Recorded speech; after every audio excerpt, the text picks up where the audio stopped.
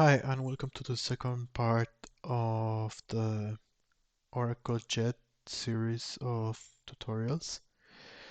In this video, we will be reviewing how to install Oracle Jet and create a new project with the VDOM architecture. First of all, we need to make sure that we have all the required software installed in our computer. The things that we're gonna need are a terminal emulator to run the commands, a code editor to write our code, and also a JavaScript runtime environment to be able to execute our project. So for the terminal emulator, you can use whatever terminal emulator you wish. As long as you can run the commands, it is fine. This should work the same in Windows, Mac, and Linux. Um, and for the code editor, you can also use whatever code editor you like. In this case, we will be using Visual Studio Code, uh, just because it is a really popular editor and it provides great support for JavaScript, TypeScript, and React and Preact.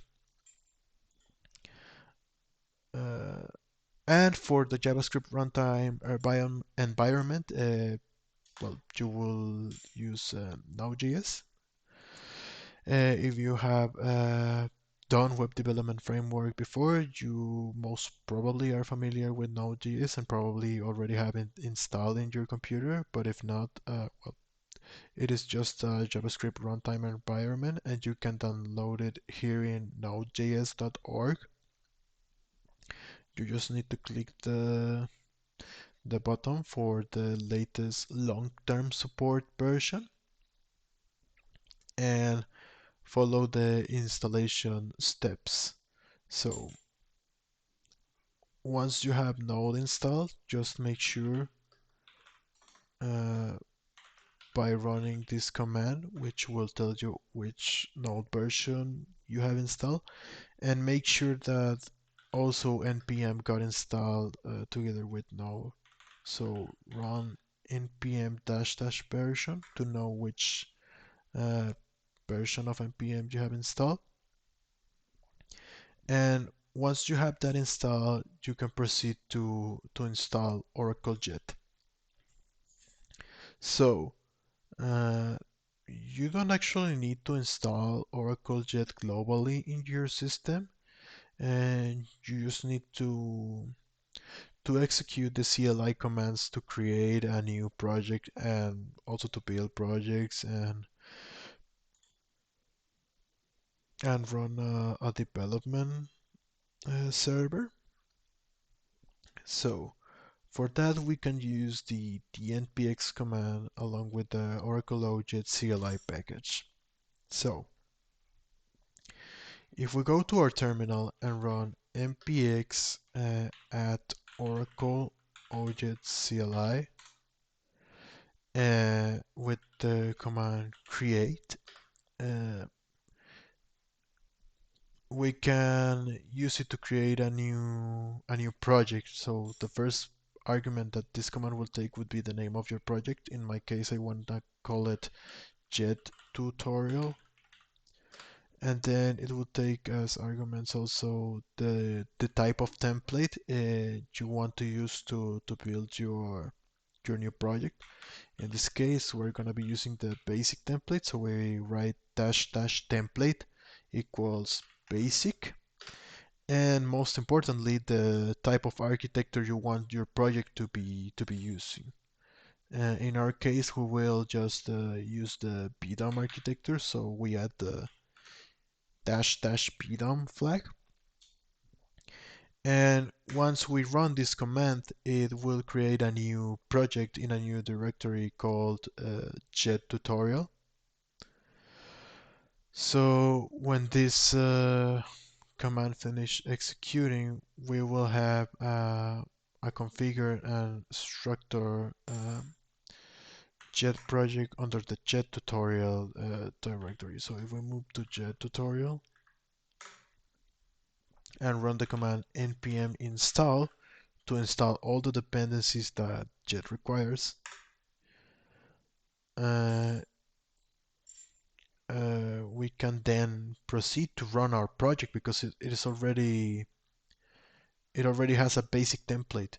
So we can already run our project by executing npx ojet serve to start a development server.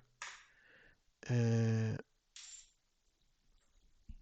and we can see our project running, but let's just look at the source code first. So let me open a new terminal window in the same directory and to open the code editor. So if we open our project in the code editor, we can see this file structure. We can see that the command created this project with the web folder, stage themes folder, source folder, and the scripts folder. The most important folder in this project is the source folder because here's where all your source code will live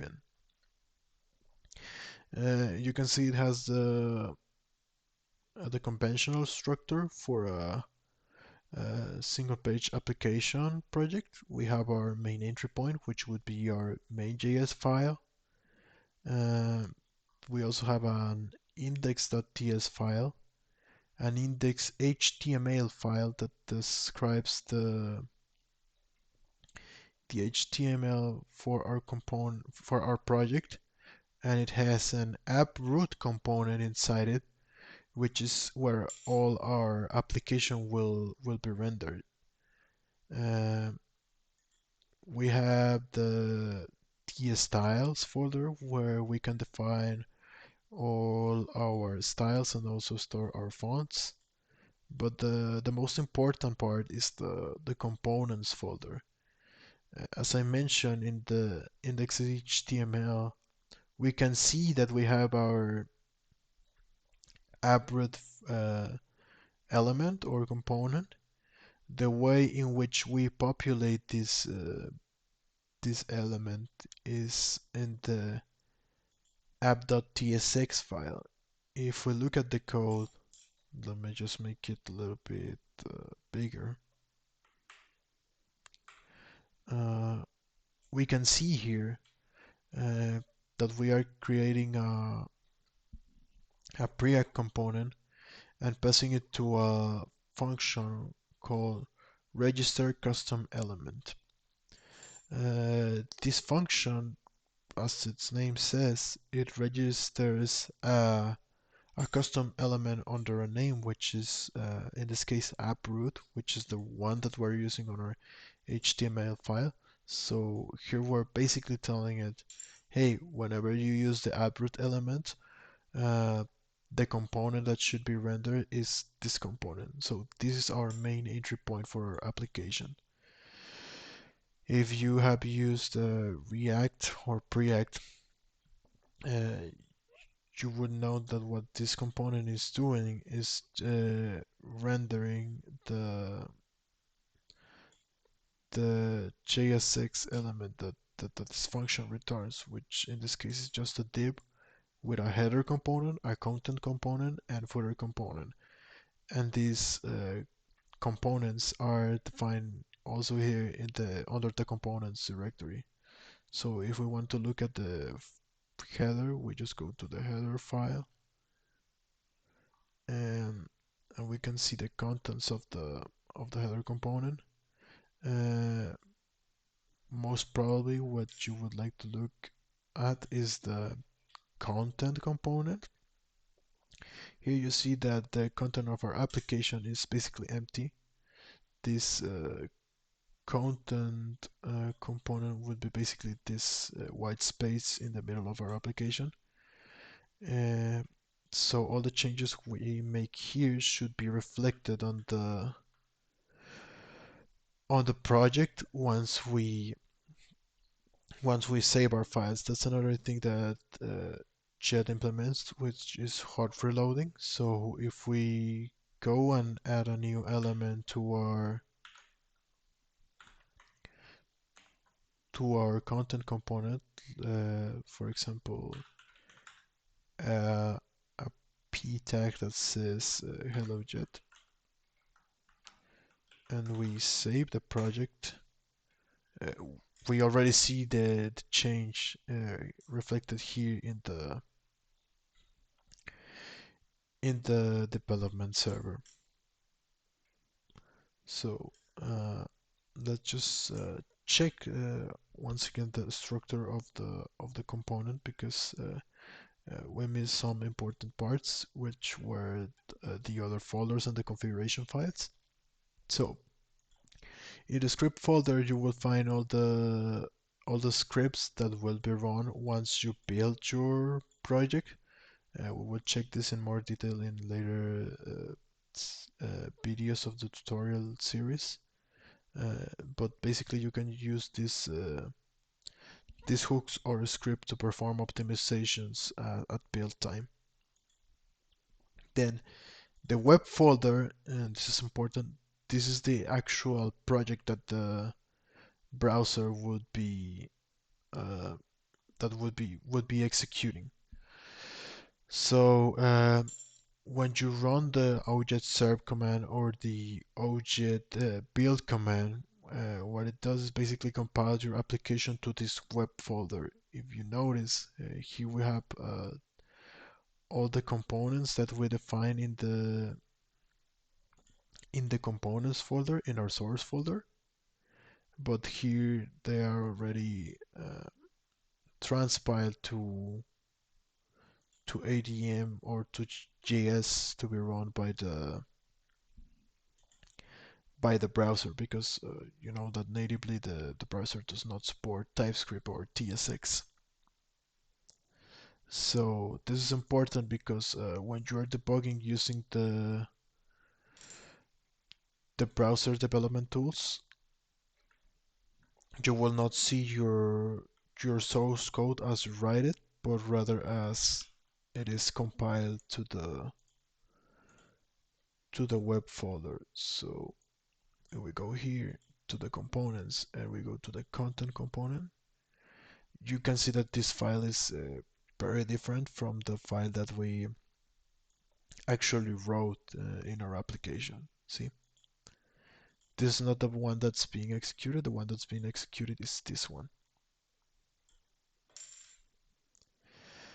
And then the last part of the project would be the configuration files, uh, which are the Oracle Jet configurations with, but you don't really need to modify this one. This just defines the name for the folders. For example, the common defines where the source code is included, where the components would be fine.